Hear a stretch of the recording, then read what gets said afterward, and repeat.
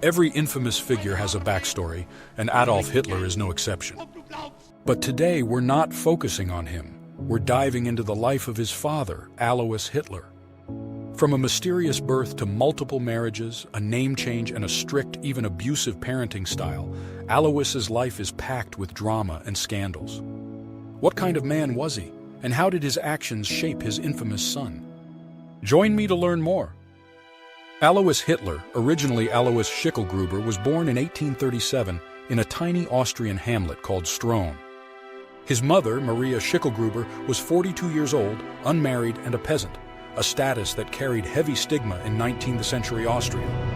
Alois's baptism certificate left the father's name blank, marking him as illegitimate. This blank space has sparked endless speculation. Some historians believe Maria's later husband, Johann Georg Hiedler, might have been Alois's biological father. Others suggest Johann Georg's brother, Johann Nepomuk, who later raised Alois, could be the real father.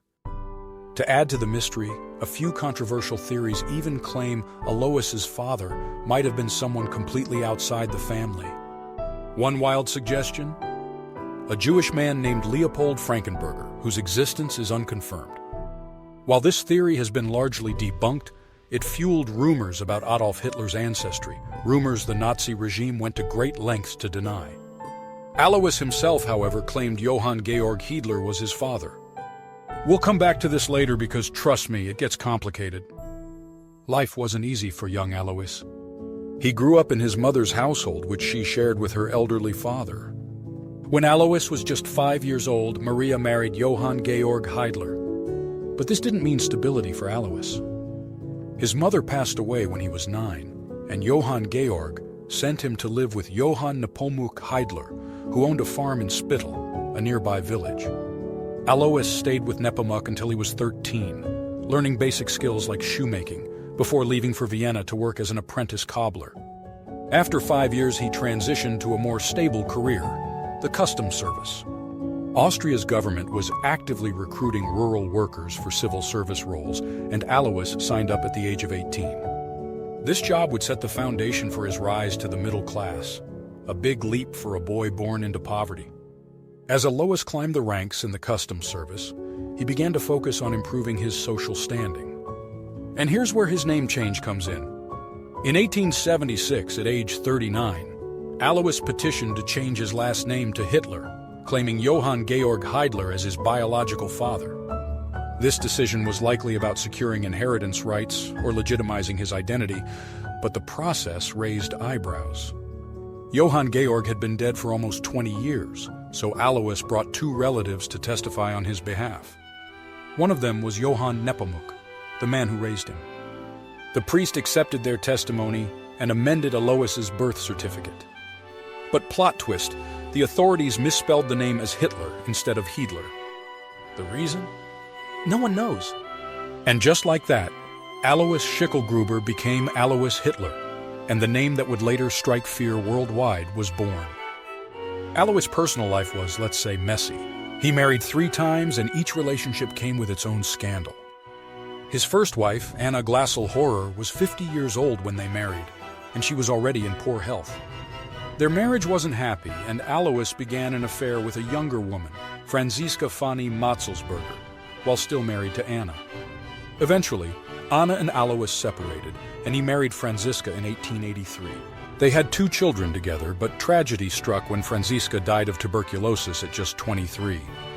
During this time, Alois had also hired Clara Polzel, a young servant who was, brace yourself, either his first cousin once removed or his half-niece, depending on which family theory you believe. After Franziska's death, Clara became pregnant, prompting Alois to marry her in 1885. Their relationship was complicated and far from loving. Alois reportedly treated Clara harshly, often ignoring her and showing little affection. And here's the kicker. Even after they married, they continued calling each other uncle and niece, which says a lot about their dynamic. When it came to parenting, Alois was, to put it lightly, a tyrant. He was strict, short-tempered, and authoritarian, demanding absolute obedience from his children. Adolf Hitler, born in 1889, grew up under this harsh discipline. Alois wanted Adolf to follow in his footsteps as a customs officer, but Adolf had no interest in the bureaucratic life. The tension between them was constant, and young Adolf often rebelled against his father's expectations. Alois's temper also extended to his wife, Clara. He was described as awfully rough with her and rarely spoke to her at home. The atmosphere in the Hitler household was anything but warm. In 1895, Alois retired at 58 and moved his family to a small farm in Hoffeld, Austria. But retirement didn't bring peace. Alois struggled to adapt to farm life, and his relationship with his children remained strained. In 1903, while having his usual morning glass of wine at a local inn, Alois suddenly collapsed and died, likely from a pleural hemorrhage. He was 65 years old. Adolf was just 13 at the time, and though their relationship was tumultuous, Alois's death deeply affected him. According to a childhood friend, Adolf wept uncontrollably when he saw his father's body. So how did Alois Hitler's life influence his infamous son? While it's impossible to draw a straight line between Alois's actions and Adolf's later choices, there are clear connections. Alois's authoritarian parenting style and emotional distance left a mark on young Adolf, shaping his personality and perhaps fueling his later need for control and power.